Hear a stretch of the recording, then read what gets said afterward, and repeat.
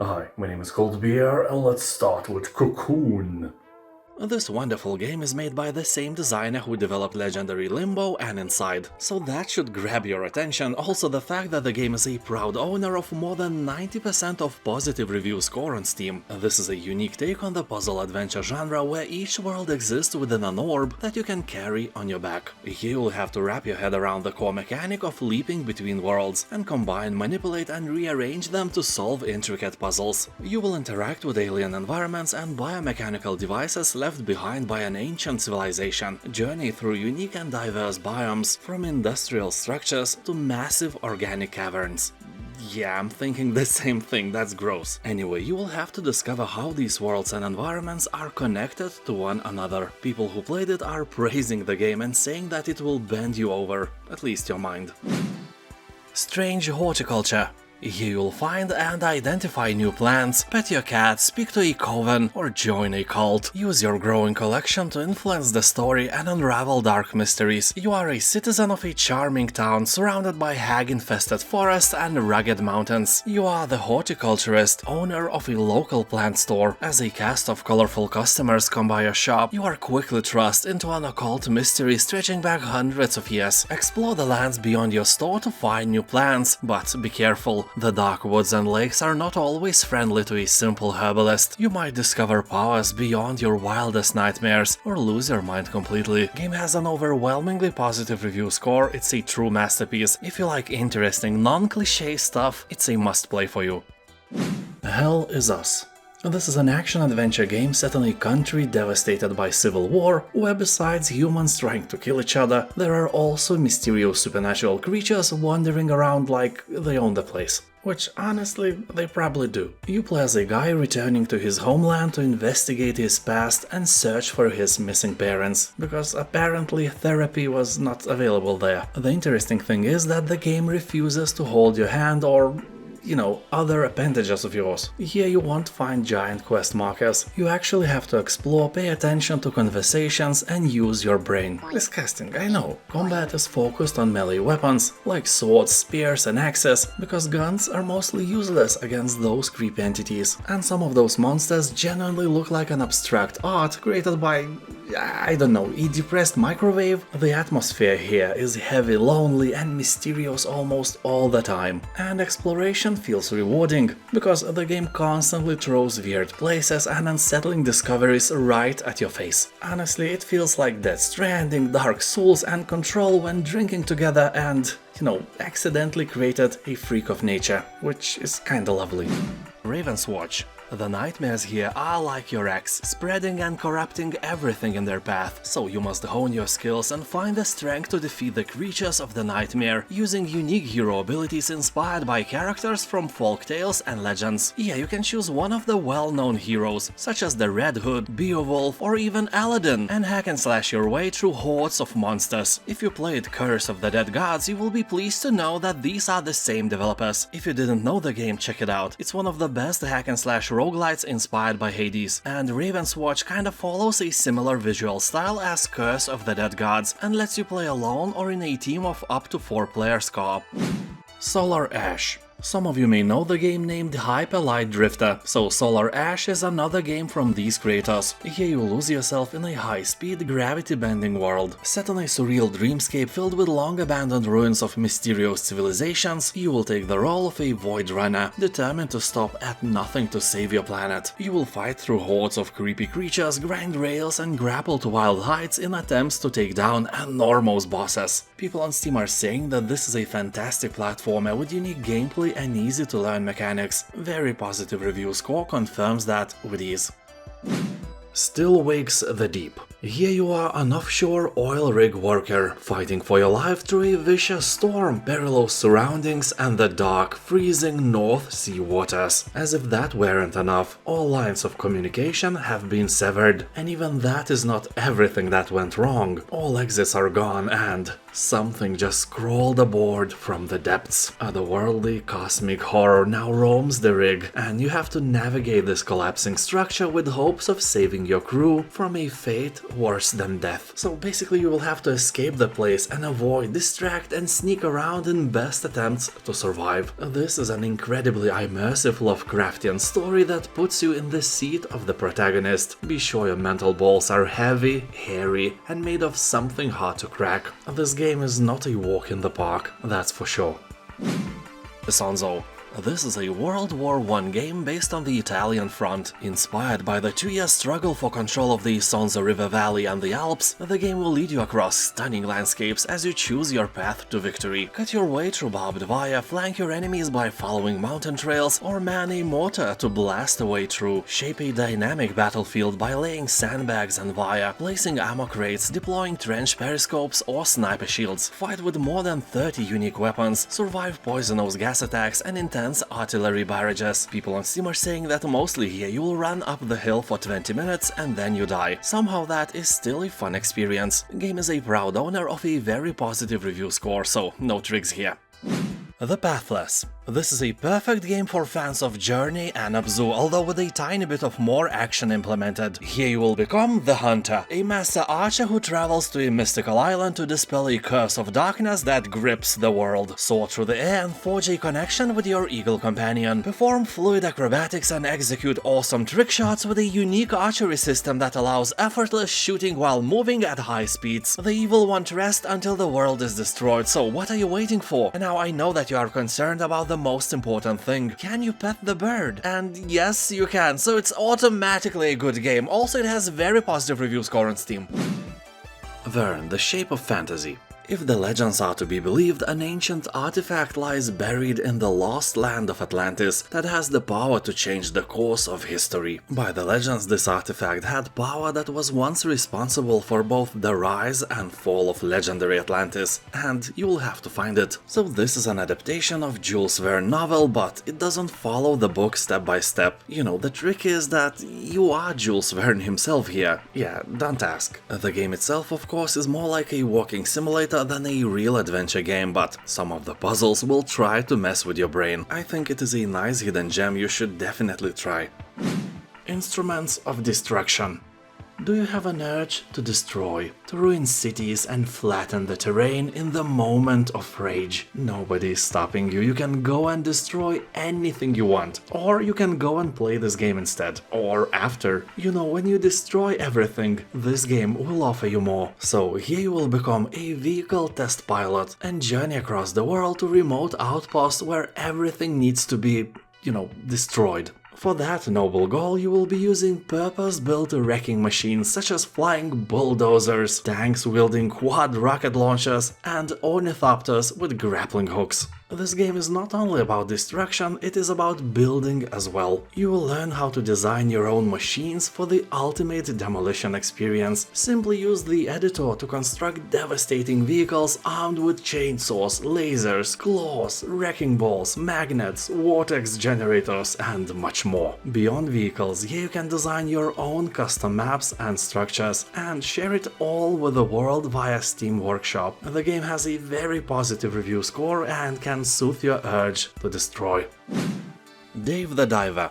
This is a casual single-player adventure RPG featuring deep-sea exploration and fishing during the day and sushi restaurant management at night. Here you will dive into the ever-changing blue hole and use a harpoon and other weapons to catch fish and other various unlucky creatures. You will upgrade and forge equipment with collected resources and sushi restaurant profits to prepare for the dangers that lurk in the unknown. Here you will also meet quirky but lovable characters and a story full of jokes and other humorous scenes. The game is a combination of pixel and 3D graphics that provide an interesting and original art style. The adventure is set in the real marine environment of a blue hole, filled with over 200 kinds of sea creatures, so catch and make sushi from all of them.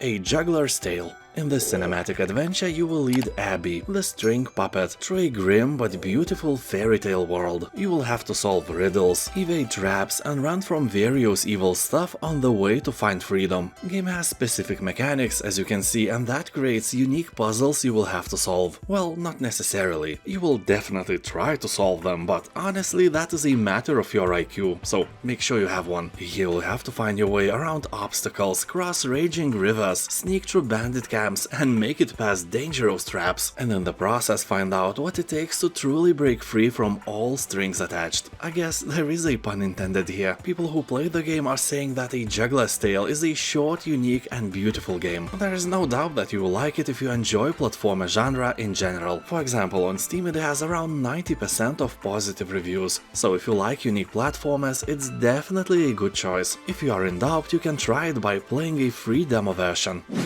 Against the Storm. This is a roguelite city builder set in a gloomy dark fantasy world. Artistically, this is one of the coolest RTS city builder games I have ever seen. The style is very original and the atmosphere is breathtaking. I didn't like only one thing: here it never stops raining. I hate rain in real life because I wear glasses and this combo is never a good thing. But in game it feels like a never-ending visual interference. Some people may like it, some don't, so it's not a big deal in general. Anyway, here you are, a pioneer sent into the wilds to establish and manage new settlements inhabited by smart beavers, lizards and humans. Weird choice of races, but I really approve of that. I'm so tired of elves, dwarves and various combos of demons and undead. Lizards and beavers are awesome and you will feel like one of them. You will care about their survival, about their happiness and will protect them from danger. Well, not always. This is a roguelite after all, so the occasional defeat is programmed in the genre of the game. After a bitter end, the game will instantly offer you better buildings and devices, so your next run would be better, and the cycle continues until another bitter defeat. Your goal is to survive long enough and gather the valuable resources necessary to rebuild and upgrade your city. It's the only safe haven against the Blightstorm, a vile cycle of destruction ravaging everything in its path. On Steam it has above 90% of positive reviews, and I can give it 10 ColdBeers out of 10, without much doubt.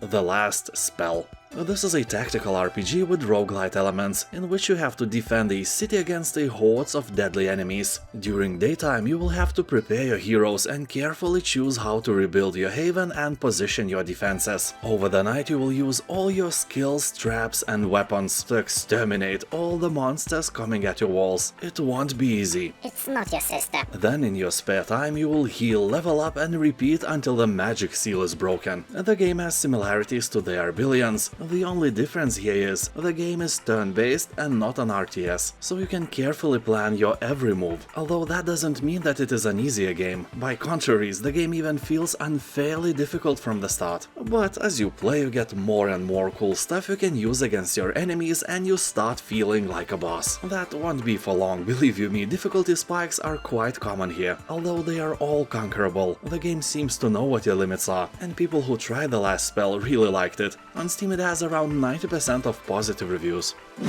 Myst. This puzzle game was one of the first titles I have ever played on my PC. That was around 30 years ago, but don't worry, this version I'm talking about is fully remastered in 3D and you can even play it in VR. So here you arrive to a beautiful island shrouded in mystery so you could unravel its secrets. As you learn what happened here, you will find that you are playing the key role in an epic story whose ending has not yet been written. One thing I must mention here is that the puzzles here are really difficult, so if you are not some puzzle game veteran, be careful here, because your gameplay can become a never-ending Google fest. Anyway, the game is gorgeous, it has nice steampunk and clockwork science elements in it, and that is always a feast for the eyes, and it will melt your smooth brain, maybe in a good way. Creepy Tale. This is a hand-drawn short adventure game with creepy and at the same time lovely illustrations. Here suddenly everything turns into horror and drags you into a series of terrible events. Your brother has been kidnapped and you are left face to face with an ominous forest filled with dangers and strange creatures. You will have to solve the puzzles that you meet on the way. Do not let yourself be caught and save your brother. Also find out the dark story that befell the once calm and peaceful forest, turning it into a creepy place filled with evil. And by saying evil, I don't mean pineapple on pizza or in potato salad level of evil. Nothing is that evil. People are saying that this game is charming and will suffice as a bedtime story before you sleep. It's only 2.5 hours long, in other words, short enough to keep your attention the whole time. The Unfinished Swan. You'll explore a mysterious all-white landscape by splatting paint to reveal the world around you. You'll follow a swan that stepped out of an unfinished painting and wandered off into a surreal storybook-inspired kingdom. Each chapter brings surprises and new ways to explore the world, which is a host of bizarre and sometimes dangerous creatures. You will also encounter the eccentric king who built this empire. This is simply one of the best puzzle games ever created. If you are looking for a nice game with a good story and relaxing gameplay, this title is a must-try, no doubt. Rebelling Escalation. In order to stabilize a war-torn country, you need to balance competing military and civilian priorities. You'll have to win the hearts and minds of the people, while also stopping a deadly insurgency from seizing power. This is obviously a great choice for Civilization, Crusader Kings, Terra Invicta and Hearts of Iron fans. The game offers a deeply engaging strategic challenge inspired by the complexities and consequences of modern counter-insurgency. Rebelling Escalation, according to developers, has received acclaim from international development experts and was even featured at a major international peace conference. You'll find 8 regions to stabilize, 8 unique governors, campaign mode and even multiplayer. Reviews on Steam are very positive and the majority of people have nothing bad to say, although keep in mind that the game is quite difficult. Bendy and the Dark Revival. The second part of Bendy and the Ink Machine was released 5 years after the success of its predecessor, and surprisingly it is even more loved by the puzzle and horror fans than the first part. On Steam it is close to an overwhelmingly positive title, and that is a thing you cannot ignore. You will play as Audrey as she explores the depths of a creepy animation studio that's gone completely mad, just like your alcoholic Uncle Steve who believes that Earth is in the shape of a vodka bottle. Yeah, flat earthers are such a thing of the past. Anyway, he will combat ink-tainted enemies, solve puzzles and evade an ever-lurking ink demon while seeking your way back to the real world. You never know who or what is going to be around the next corner in this crazy realm of shadows and ink. Like in the first part, you will have to discover the truth, escape the studio and above all fear the ink demon and survive. A wonderful game for your spooky evenings. Dreamscaper. This is a beautiful action roguelite game. At first the gameplay is very easy. At least it was when I played the game. I felt no bigger challenge and all the creatures died from my mighty swings without any problems. I was like, hey, I'm really good at this game. The challenge began when I finally met the first boss. And the fight was great, like 10 out of 10 great. And also it was the strongest aspect of this game. But I was kinda surprised that the more I played, the more Souls-like the game got. Easy peasy beginning was a trap. Actually, Dreamscaper is very unforgiving and difficult. I wouldn't mind, but most of the weapons here are slow. You know, like your sister. I felt like I was swinging them through the water or something, and you have to make perfectly timed attacks for critical hits. That is a hard thing to do with slowpoke weapons, but if this isn't a problem for you, then it may be the game for you. It has great art design, visuals, puzzles, and the gameplay is really fun. And now thank you for watching, have a nice day, and I'll see you next time. Bye. Also subscribe. Yes.